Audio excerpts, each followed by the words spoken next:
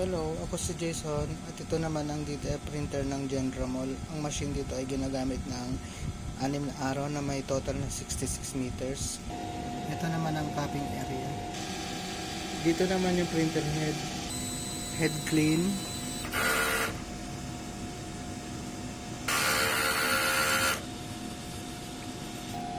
Rubber wiper ay lagi natin punasan pagkatapos mag head clean.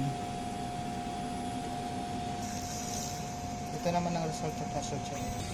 Itong waste tank, nilinis namin kahapon. ABR. Ito naman ang aming ground wire. Yung system namin ay tama lang. Ito naman yung mga in-use consumable natin. Unused na mga ink, powder, white ink, tsaka mga cleaning solution. Ito naman yung detail film natin. Nagamit na powder, film, white ink, isang cyan at isang kuyi cleaning solution. Daily output record.